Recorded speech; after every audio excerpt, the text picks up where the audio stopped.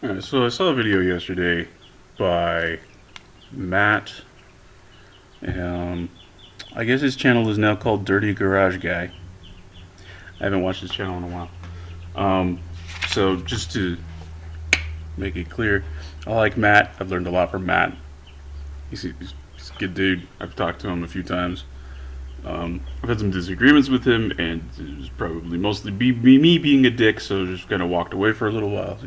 That's it is what it is. But I like Matt. Matt, he's definitely well more versed in all of this shit than I am. But this video is like 36 minutes long, and he's trying to explain a very basic problem with an engine design, and I felt like at the end of it, he kind of never actually got there.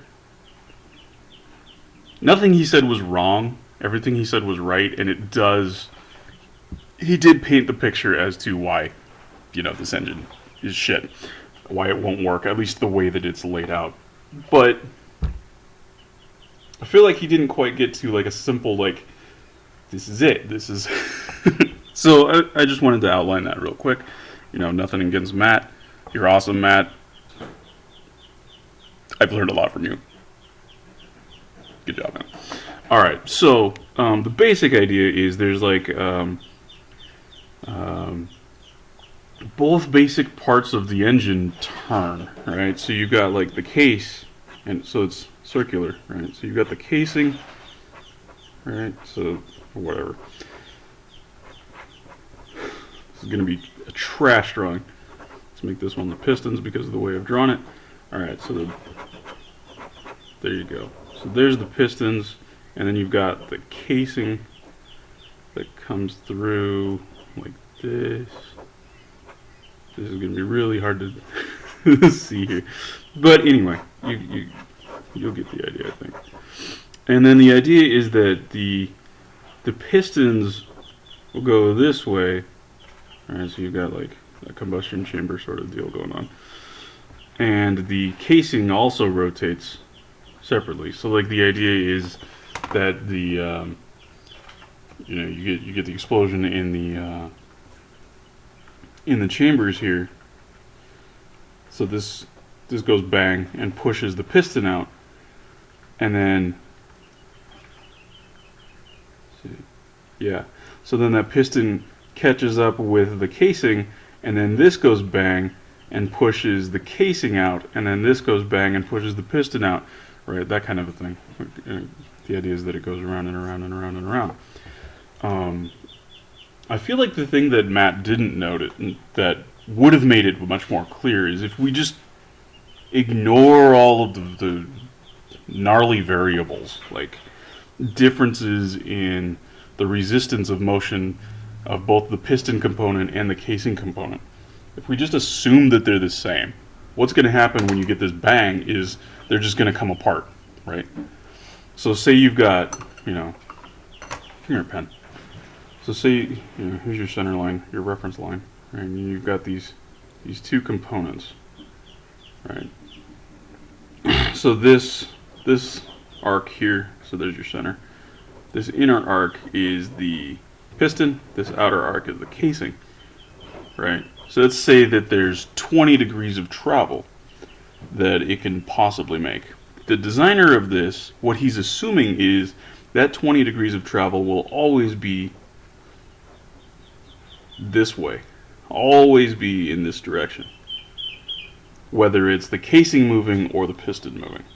But what's really going to happen is you're going to get your piston is going to go 10 degrees this way, and your casing is going to go 10 degrees this way, if everything is perfectly balanced. And it doesn't matter if you have ratcheting or sprag clutches or whatever the fuck is controlling this, like that motion, because that's your entire system, right? It's going to blow apart, right?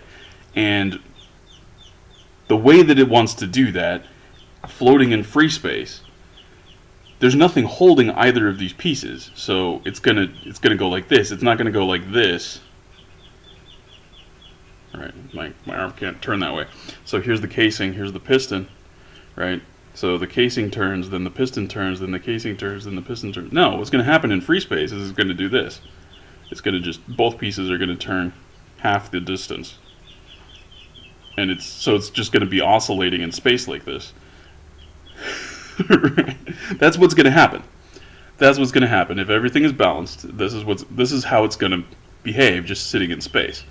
And what you want to do is you want to set up the rest of your machine to resist one of those rotations as much as possible. You can't resist it completely, which is where vibrations come from, but you can resist it to a high enough degree that the motion of the other component, the piston or the casing, it doesn't matter, because engines have been made both ways, where sometimes the pistons are stationary, or the piston, like, whatever. So like rotary engines in early, or radial engines, no, rotary engines in early airplanes, before, this isn't like Wankel rotary, it's odd number pistons, on like a Fokker triplane, where actually the casing moves. Yeah. So it can be either one, but it's got to be something. Something has to rotate, and something has to be anchored to the rest of the vehicle to resist that rotation as much as possible, to increase the difference between these two tendencies to rotate. Right. So here we have it perfectly balanced, and you can see that, oh, boom, it's just going to do this in space. If you run it, it's just going to sit there doing this. Which means you get no useful work out of it, because it's not actually doing anything. It's just going back and forth. It's just fidgeting in space. In order to capture anything off of this, you have to hold one of them still, and then you get, rotation that you can use. But this rotation causes a torque in the other direction on this guy, right? Which is what he was showing with the picture of the bike and all the big force lines. The mass of the bike, the strength of the crankcase and whatever. That's all resisting the explosion inside the cylinder that's pushing the piston down. The piston is the one that moves, is almost the only thing that moves, because it's so light and it's so freely moving relative to the whole rest of the body of the bike, which the case is anchored to. That's it. Like, I don't know. Maybe I explained it more clearly than he did. Maybe not. I don't know. Whatever. But I that thing that I'm saying, that if the forces were balanced, it would just be sitting there.